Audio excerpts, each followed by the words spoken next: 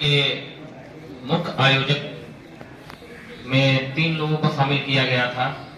बच्चों को मालूम है, हमारे मुकेश सर, मंजू मैडम और इनके मार्गदर्शन के लिए प्रिंसिपल सर को विद्यालय द्वारा कार्यभार सौंपा गया था। देखकर बहुत ही अच्छा लगता है।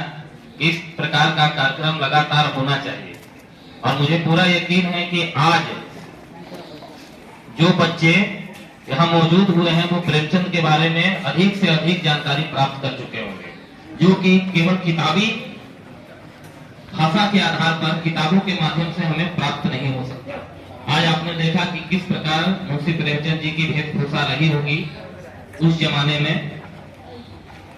उस रूप में यहाँ पे हमारे 3 बच्चों ने अपने आप को तैयार करके हमारे सामने खुद को खड़ा किए हैं, ताकि छोटे बच्चे भी समझें उस समय गांव देहात में लोग कैसे रहते थे। दूसरी चीज बच्चों, आपके प्रिंसिपल सर के द्वारा मुंशी प्रेमचंद जी के बारे में विस्तार पूर्वक बताया गया।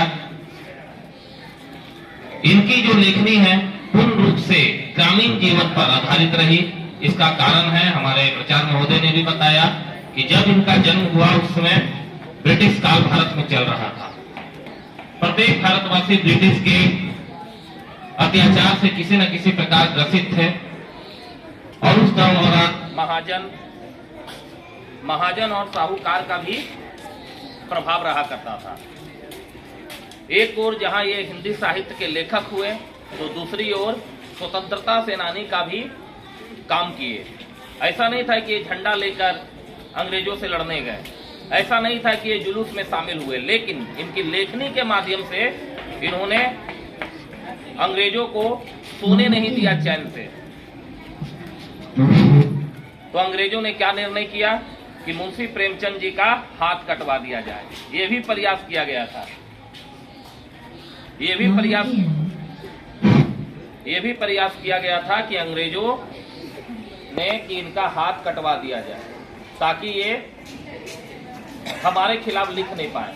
और ये जो इतिहास के किताबों में बहुत कम ही जगह ये आपको पढ़ने को मिलेगा, क्योंकि इसकी जानकारी स्वयं इनके चचेरे भाई ने मीडिया को आज से करीब 7 वर्ष पहले बताए थे कि किस प्रकार से अंग्रेजों ने इनका हाथ काटने का ऑर्डर दिया। लेकिन उस समय जो उस क्षेत्र में जो दरोगा थे वो थोड़ा रहम दिल थे। उन्होंने कहा कि देखिए, अब आपको बचना है तो अपना नाम बदल लीजिए और आप नाम बदल कर लिखिए।